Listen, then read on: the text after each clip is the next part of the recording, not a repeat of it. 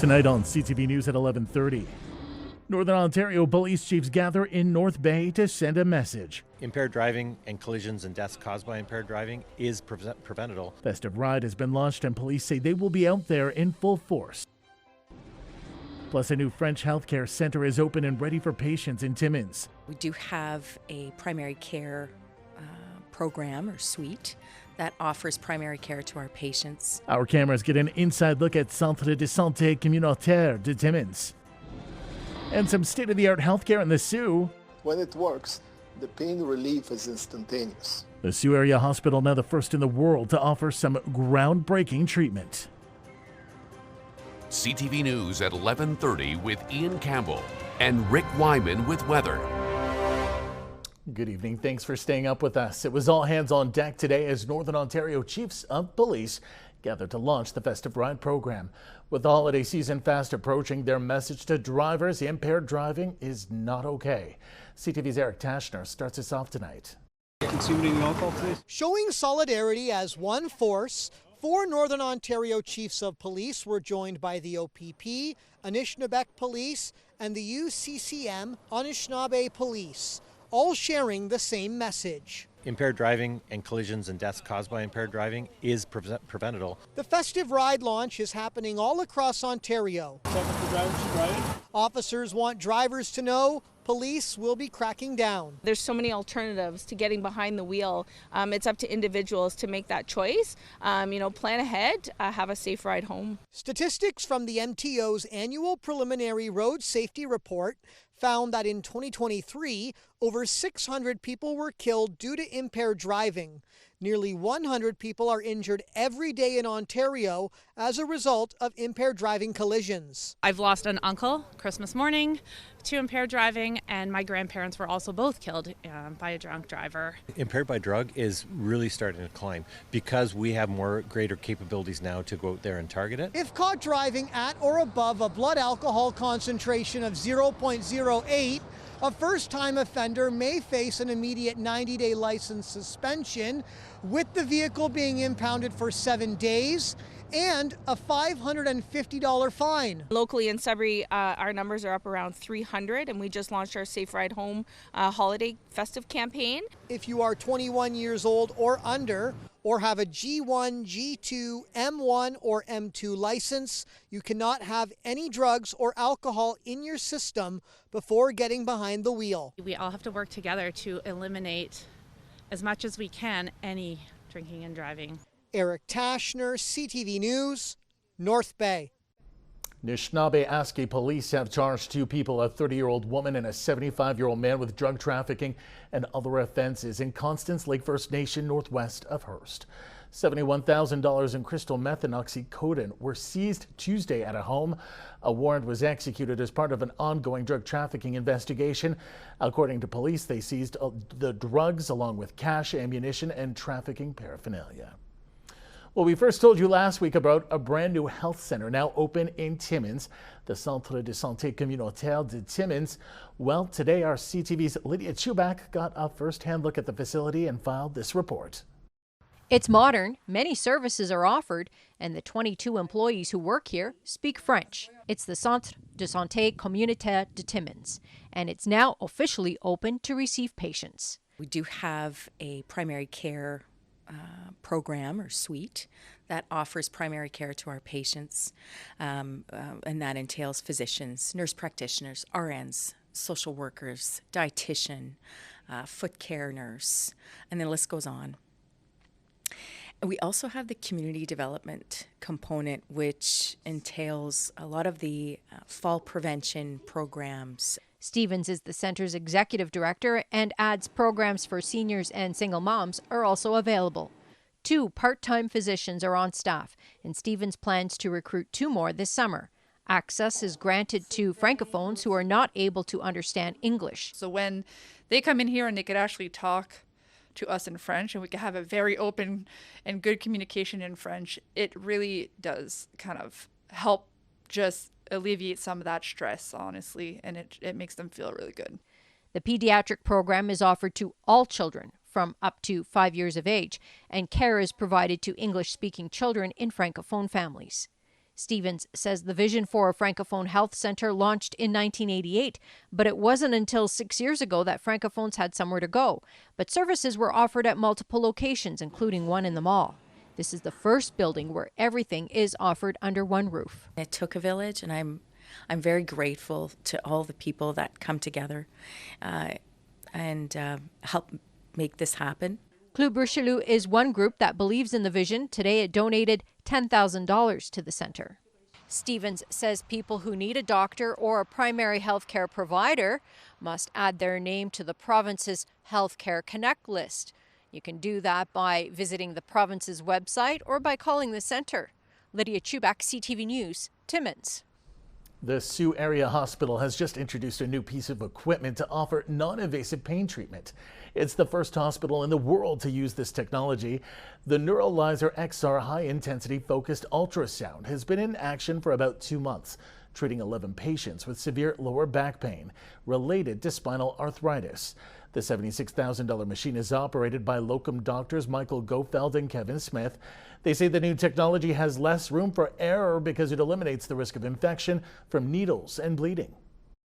But when it works, the pain relief is instantaneous, right?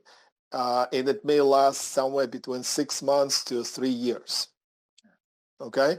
With radio frequencies, there is some period that people still feel pain, sometimes even more pain, just because the needles were inserted. Dr. Gofeld adds that they are working to be able to use this technology for other arthritis-based pains. A Sudbury family is hoping to raise important funds for Sick Kids Hospital in Toronto after their son needed skull surgery. CTV's Lindsay Alick reports. Small heads, big hearts. It's the slogan for these shirts, which will see 100% of the proceeds going to the craniofacial program at Sick Kids. We designed a little bunny riding on a motorcycle to kind of tell Harvey's journey, and it was a little nod in the design to show actually Harvey had head bandages that they made in rabbit ears. Smith's son Harvey was diagnosed with sagittal craniosynostosis at 4.5 months old and was only given 1 week's notice to get the surgery done at Sick Kids. We remove a strip of bone where the suture should be.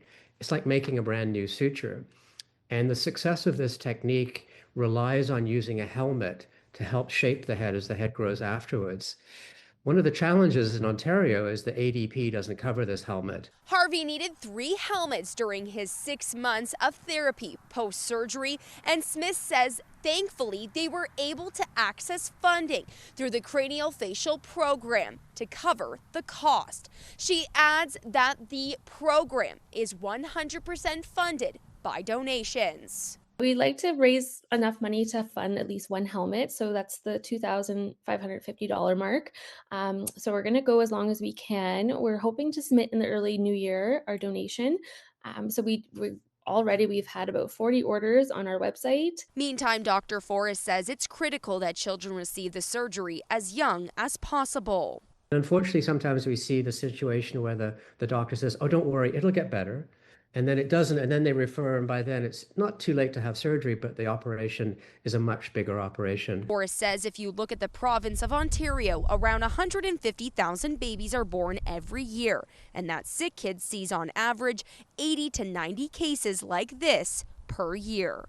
Lindsay Alick, CTV News, Sudbury. The province is launching a road safety initiatives fund less than a week after legislation forced municipalities to turn off their speed cameras. In a release, the province says the fund supports proven traffic calming measures in school and community safety zones while keeping costs down for drivers. The government invested $210 million through the initiative, and the one-time funding is provided to municipalities who used speed cameras and applied for the Road Safety Initiatives Fund. The city of Greater Sudbury is getting roughly $500,000. I would say this money is looking to target permanent solutions and locations where speed cameras were temporary measures until we could get to the permanent solutions. So what this funding will help us as a municipality do is accelerate the work we were anticipating doing over the years that were going to come using the revenues from automated speed enforcement. The city will build a work plan and present it to council in 2026 with recommendations for the funding. Meanwhile, at Queen's Park today, Premier Doug Ford tabled the Buy Ontario Act. As CTV Siobhan Morris explains, the proposed legislation is in response to U.S. tariffs. Whether it's patching up a road, building a new school, or establishing a mass transit line, the Ford government wants to make sure Ontario materials and services are in the thick of things. A response to the U.S. tariffs still squeezing the economy and workers, the government's tabled the Buy Ontario Act. Would require public sector organizations to give preference to Ontario or Canadian-made goods and services when making purchases. It's Ontario first, Canada second. Goods from elsewhere will need to be justified. To start, the rules would apply to provincial ministries, agencies, the broader public sector, right down to school boards. Next, consultation with cities and towns. Municipalities, for the most part, have been supportive, and I think we're going to see through the consultative process that they will be on board with this legislation. There's an acknowledgement buying local could be more expensive, but Minister Crawford explains looking for the lowest ticket price doesn't always paint a full picture. We know that when we spend money locally, we support our local businesses, we support our communities, so there will be a weighting that will actually be put down in terms of what's the supply chain benefit right here locally. The opposition proposed something like this earlier this fall. We're going to look very closely at it because this government before has proposed things like that, and then we found all kinds of loopholes. Alberta and Quebec have similar policies, but there's worry about workers in other provinces making stuff for Ontario now. And so you wouldn't want Buy Ontario to become an interprovincial barrier, so it's kind of counterintuitive. So that's why I'm saying the devil's in the details, right? The goal is to compile a list of Ontario suppliers to draw from to take out some of the guesswork. I can't tell you how many small and medium-sized businesses in Ontario tell me it is almost impossible to engage in procurement with the province of Ontario. So until they fix that, this is just a slogan and not a solution. Siobhan Morris, CTV News. 5 people have been injured after a multi-vehicle crash at Pearson Airport's Terminal 3. Peel police say 6 vehicles were involved. It happened just before 7 this morning. Police say it may have been caused by a medical episode. All 5 of the pedestrians who were hurt have what are described as minor injuries. 3 were taken to the hospital. The airport says some of the inner curb lanes outside Terminal 3 departures were closed for the investigation, but other than that, there were no impact on operations. Time now for a short break here on CTV News. Coming up, Rick will have your full weather forecast. For now, look at the current conditions, and we've got a little bit of mix of everything, but it is warmer compared to where it was this time yesterday. 5 in Sault Ste. Marie, 3 in Sudbury. We're seeing a little bit of shower activity. Sleet towards Timiskaming Shores and Chapleau. 0 in Timmins, -1 in Kapuskasing. We'll have more details in a moment. When you see it happen, send it to CTV News. Text 10400 from your screen to ours. Text 10400. Active weather over northeastern Ontario for the next couple of days in the form of precipitation. We've got, flurries, snow, rain, or drizzle. Let's have a look at the forecast radar right now. That system sifting through, and again, that will continue for a couple of days until at least Saturday, and then more to come Monday and Tuesday of next week as well. Let's check out some of the numbers. Our 7-day forecast. Chance of sleet for tomorrow at 3. Saturday we get the sunshine at -1. Back to the sleet on Sunday at 3. 3 degrees Monday with the sunshine. Then sleet for a couple of days Tuesday and Wednesday. Daytime highs around 2 degrees. In Sault Ste. Marie, Algoma, chance of sleet for a couple of days. Your highs near 4 and 3. 7 degrees on Sunday with the chance of showers. 7 Monday with some sunshine. Then sleet and snow for a couple of days. Tuesday, Wednesday, 60% both days. Your highs at 4 and 2. Timmins, Concord, Kapuskasing, chance of flurries at 60% for tomorrow with a high of 0. -3 Saturday, sun and cloud. Chance of flurries on Sunday at 60% with a high of 2. 3 degrees Monday, sun and cloud, then flurries and a good chance of snow Wednesday, 1 and 0 your daytime highs. Normally, you should be sitting at around -2 for this time of the year. Timiskaming Shores and Kirkland Lake, chance of sleet at 40% tomorrow. Your high near 4. -2 Saturday, sun and cloud. Chance of sleet Sunday at 40% with a high of 2. 2 degrees again on Monday, sun and cloud. And the 2s continue Tuesday and Wednesday. chance of flurries and the chance of snow. Good chance of snow there at 60% come Wednesday. Let's have a peek now at North Bay, West Nipissing. Chance of sleet tomorrow at 30%, the odd sunny break with a high of 4. Saturday, much better with some sunshine and a high of -1. Chance of sleet on Sunday, 40% with a high of 3. 2 degrees come Monday with more sunshine.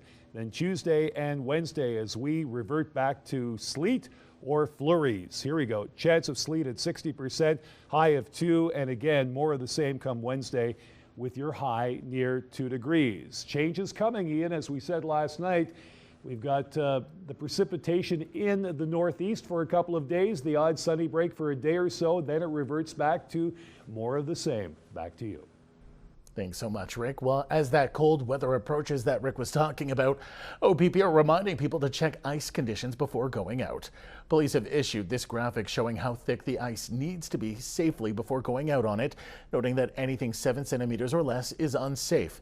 They recommend people looking to cross frozen waterways or set up their ice fishing test the ice before going out. Officers are also reminding people they should have ice picks, a throw rope, flotation suit, or life jacket, and a charged phone. Today marks Transgender Day of Remembrance, honoring transgender persons lost to violence. This week we're featuring personal stories of longtime advocates who've worked to ensure trans voices are heard. CTV's Angela Gemmell has the story and a warning: the story deals with suicide. Rita O'Link spent years struggling with thoughts she was the wrong gender. It wasn't until she was in her 50s she found relief. A revelation, she says, came after a desperate prayer. You either take this away from me by the time I go to bed tonight, or show me there's something good in it. Well, I think we can see how God answered that prayer. And for the last 20 years, she says she's been living as her true self, a woman. Early in her transition journey, she helped create TG Inner Cells, a peer support group for transgender persons across the Northeast, advocating for and supporting others. But resources were limited at that time. It started very small, next to nobody coming at first. Word of mouth needed to spread, and also trust needed to grow. There was no support, so we became the support. Her struggle wasn't just one of identity or social pressure. As a spiritual person, she lacked a safe space to practice her faith. After being shut out by her previous congregation, she found a church family at Grace United Church.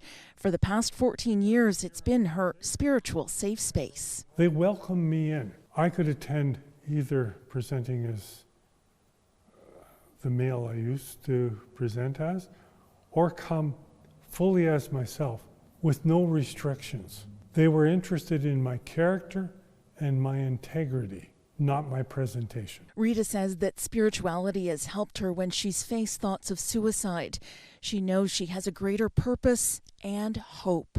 But Rita thinks a lot about those in the transgender community who've died by suicide. What drove them to that? Society. All that discrimination, that oppression, that judgment. Can't see a path forward. Life is so hard to live. We just can't do it anymore. November 20th is Transgender Day of Remembrance, a time to honor transgender persons who've been murdered, died under suspicious circumstances, or by suicide. Rita will be thinking about one friend in particular. Her name is Melissa. Not just was, is. Her spirit lives on. A vibrant, beautiful, fun person. She just couldn't take the discrimination anymore. Rita sees discrimination and oppression growing, saying it's seeping into Canada from across the border. What keeps me going is there's one other person out there that needs someone to stand up for them. I've been given the gift of being able to do that. It's a privilege. I want one other person to understand how wonderful they really are and to keep them away from becoming a statistic in the Transgender Day of Remembrance. To those struggling, Rita reminds them, you are real. You are valid. The only way you can become a complete, whole person is to live who you truly are. Angela Gemmell, CTV News, Sudbury. Two new exhibitions are underway at the WKP Kennedy Gallery at the Capitol Center. In Gallery 1, Grave dans le Rivage is by Marguerite Morin. It depicts landscapes, and the other is Deck the Walls, Holiday Art Sale in Gallery 2. There are more than 200 local pieces on display. And the Sudbury Food Bank received a donation today to help stock its shelves. Sandra Sharko of the Ukrainian Center in Sudbury handed over a $5,000 check to Dan Exelon of the Sudbury Food Bank. The money is in recognition of Holodomor, the famine genocide that occurred in Ukraine in 1932 to 1933. Still ahead tonight on CTV News. A big night for the battalion who played host to the London Knights. We'll take you to North Bank after this.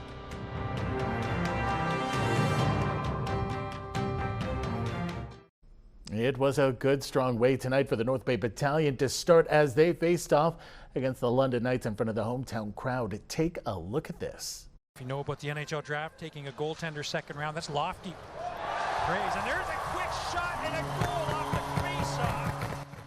Ryder Carey would be the first to get the North Bay on the board with an unbelievably beautiful shot. There, his first of 2 goals of the night. It would be followed up just 2 minutes later with Liram Amadovsky finding the back of the net.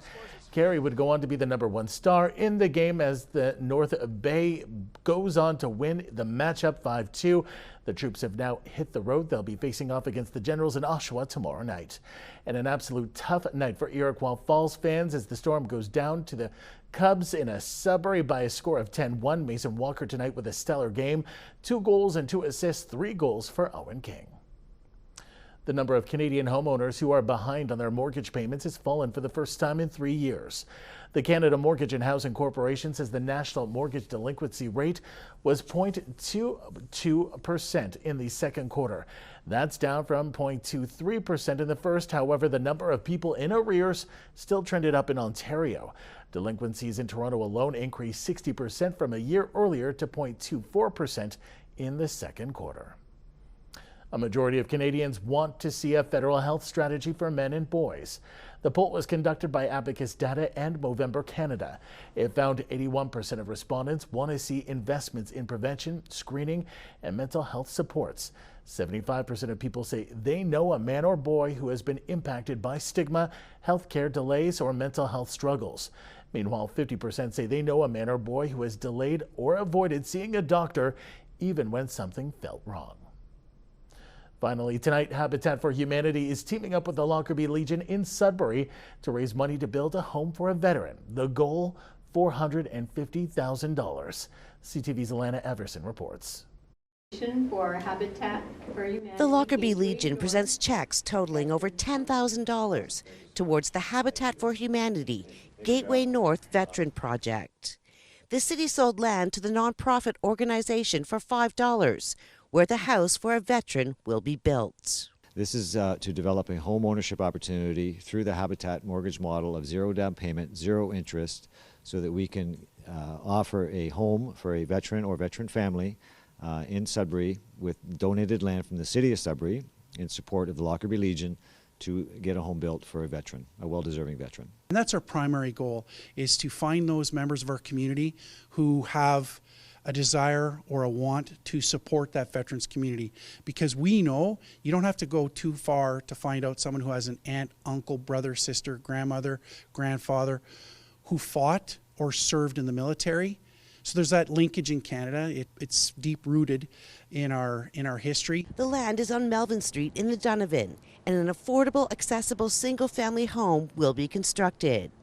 There will be a selection process for the veteran who will receive the home. The selection process is a Habitat standard. It's a third-party removed, non-biased process that has a veteran family or individual that will qualify for the Habitat mortgage. There's a credit process, there's a whole background check, and very obvious processes that are with any mortgage.